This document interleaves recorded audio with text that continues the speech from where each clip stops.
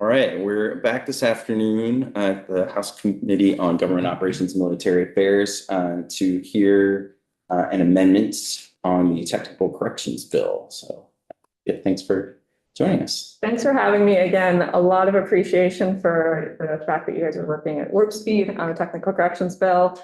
So for the record, Anthea Dexter Cooper from the Office of Legislative Counsel. Since I was last in your committee on Tuesday, two significant things have happened. One, the bill was introduced and there are copies of it that are printed and available by the copy room, and people have picked them up and they've read it and they've asked questions about some of the sections there. And the second significant thing is that yesterday I did a very similar to the overview that you had last week in Senate Government Operations. Even though the bill hasn't switched bodies yet, to move this along quickly, they took testimony from me yesterday.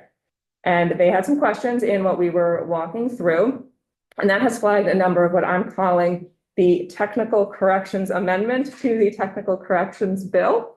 So they stem from sort of two main triggers, and I'll walk through the amendment in a second. But the first is, when I was in, we talked about the days of being changed to either days after or days following. And in the 100 or so instances of those changes in the bill, everything is very obviously supposed to be changed from days of to days after. It's talking about, for example, what you need to do within a certain amount of time after a court decision. You have 30 days to appeal. That can't be the 30 days before the decision because you don't know what you're appealing until there's a decision. That's a clear, like, going forward point. It's from the end out period of time. But there are members of Senate Government Operations who would say that the current time is 30 of 4. So using of to be the before measure, not the after measure, which led to a good discussion. And in going back and looking at the changes of days of to either days after or days following, we identified a few that we think are too ambiguous to confidently say it's a technical correction to change it to days after or days following. It was a really good exercise in doing a review on the review. So some of the amendments relate to that.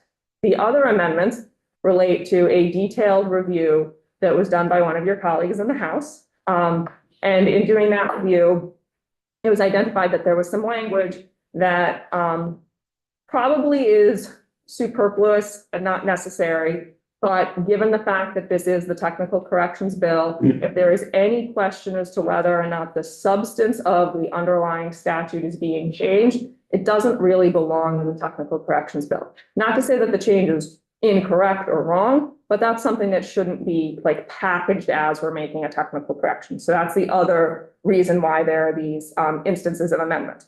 So the two documents that are posted are a 3-page amendment. It has 6 instances of amendment. And because you can't summarize something in less pages than it is, a 4-page summary document that is laid out to give the instance of amendment, the section, and then what the language is in 849 as it was introduced, and what it would be with the amendment. So if you take this from the top, the first instance of amendment, and be striking out subdivision A6B and replacing it with a new subdivision.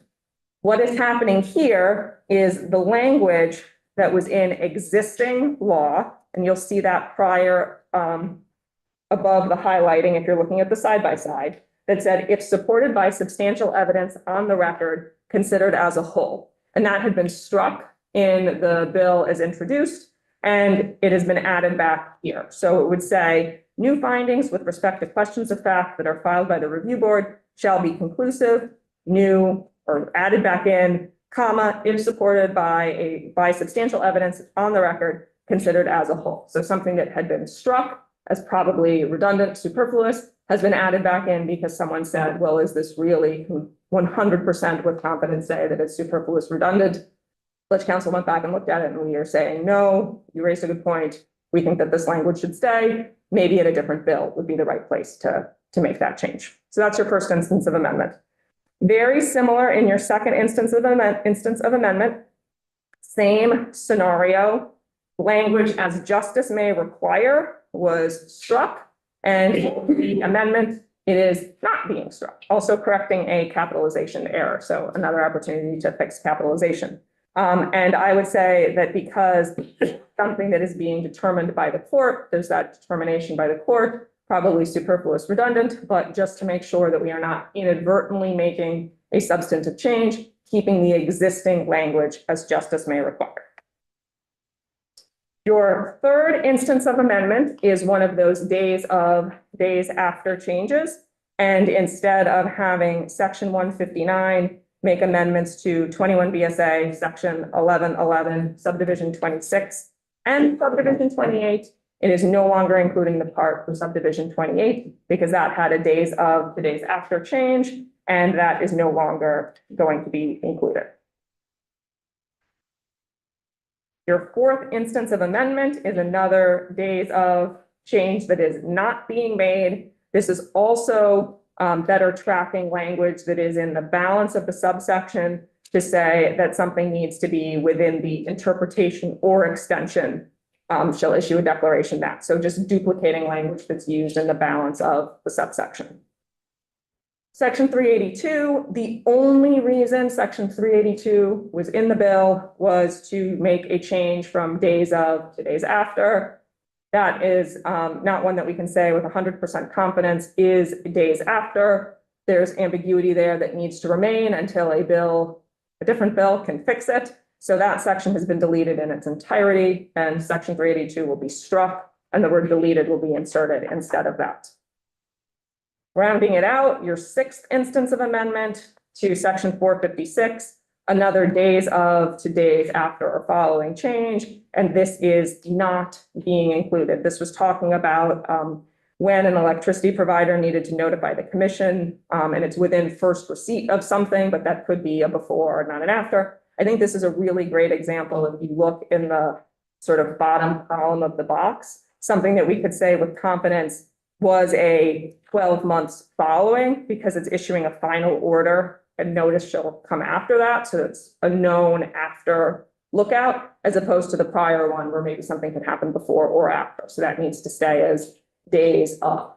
It could find a home in a different bill. We just don't think it's appropriate for it to be in the technical corrections bill, which is not supposed to be changing law in any way. It's just supposed to make clean up technical corrections revisions. On behalf of the two attorneys who have titles that are represented in here and me, super appreciative of the fact that you're letting us continue to make technical corrections even in the technical corrections bill. As you know, with amending statute, you're always like building upon, and we are just trying to make incremental improvements, and we don't want to inadvertently change something that shouldn't have been changed in this bill. A Russian nesting doll thing going on. Any questions for Anthea?